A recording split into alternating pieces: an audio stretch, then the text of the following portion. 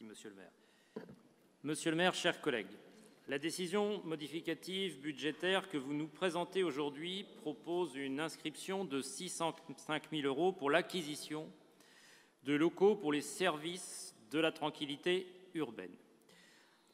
En réponse à nos demandes en commission, il est précisé qu'il s'agit de 300 mètres carrés pour héberger les futures brigades de tranquillité urbaine dont nous apprenons par la presse que la création serait reportée en 2023.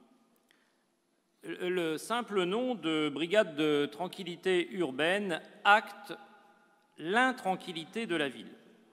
Ça suffit. La situation de l'insécurité à Brest mérite un débat de fond que nous demandons depuis des années. Le dispositif partenarial tourne à vide. Tout ceci n'est pas à la hauteur du besoin de sécurité que chacun d'entre nous peut ressentir. Combien faudra-t-il encore de violences, de tentatives de viol, d'agressions physiques et verbales, de crimes, de délits en tout genre pour qu'enfin vous réagissiez et assumiez votre part de responsabilité dans une véritable politique de sécurité? Il n'est plus temps de vous retrancher derrière l'État et les mesures d'urgence prises ces derniers jours après que les commerçants de la rue Jaurès furent contraints de créer une boucle WhatsApp pour prévenir des agissements des voyous. Car il s'agit bien ici de voyous et le mot est mesuré. Nous pouvons remercier les commerçants pour leur action. S'ils n'avaient pas bougé, nous continuerions de subir chaque jour les agressions. Mais il s'agit maintenant d'instaurer des dispositifs plus structurels, permettant d'assurer la sécurité de la population, jour et nuit, 7 jours sur 7, et dans tous les quartiers de la ville. Vous connaissez nos propositions. Cela fait des années que Brest a rejoint les grandes agglomérations sur l'ampleur de l'insécurité et doit les rejoindre aussi dans les réponses éprouvées comme la vidéoprotection et la police municipale. Vous vous êtes retranchés derrière le coup de notre projet pour la sécurité à Brest. Mais quand on additionne les budgets égrenés de budgets prévisionnels en décisions modificatives avec les créations d'emplois, on atteindra à l'arrivée des montants très comparables. Ces derniers jours, le bas Jaurès était devenu une zone de non-droit. C'est à peine une surprise puisque depuis des années, vous laissez prospérer un commerce lucratif sous les fenêtres de l'hôtel de ville au grand désespoir des riverains de la place de la Liberté et des rues adjacentes, qu'ils soient commerçants ou habitants. Vous permettrez de terminer. Ça démontre juste l'exaspération. Les habitants de la place de la Liberté, comme ceux de la place Guérin, sont tellement exaspérés de votre inaction que certains sont prêts à organiser eux-mêmes leur protection. Quel constat d'échec! Dans le quartier Saint-Martin aussi, la colère monte.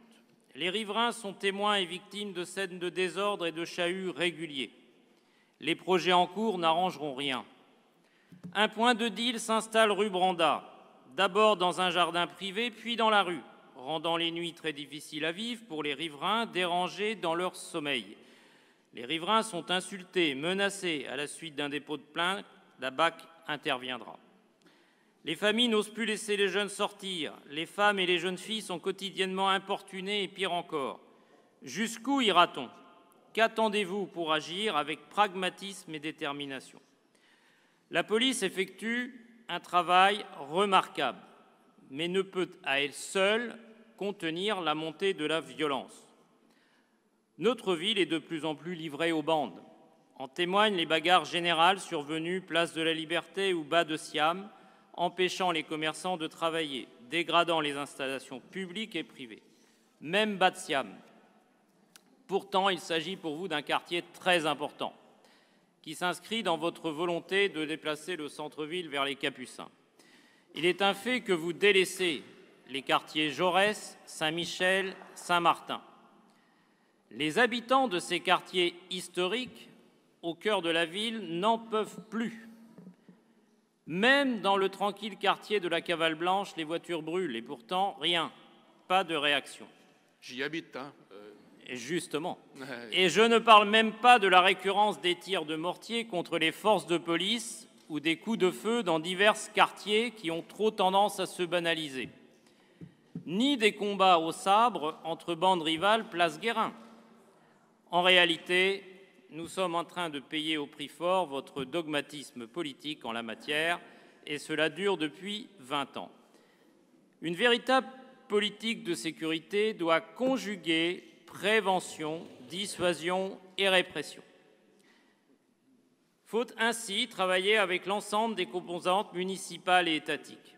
Vous êtes l'autorité de police administrative et chargée par le Code de sécurité intérieure de la prévention de la délinquance.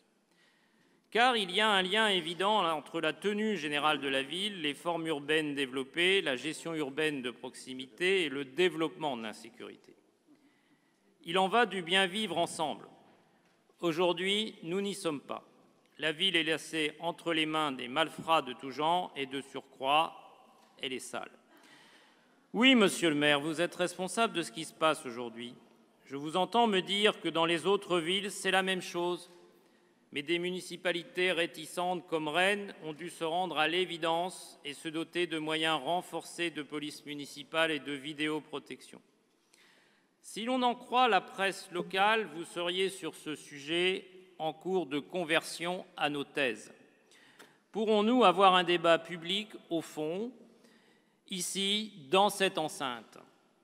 Nous le souhaitons et nous vous le demandons. Les Brestois sont en droit d'attendre du maire de Brest la possibilité d'aller et venir dans la ville et dans ses quartiers, de jour comme de nuit, en sécurité. Pour le reste, cette décision modificative ne modifie qu'à la marge des orientations budgétaires avec lesquelles nous ne sommes pas d'accord. Le groupe Brest, c'est vous votera contre. Je vous remercie.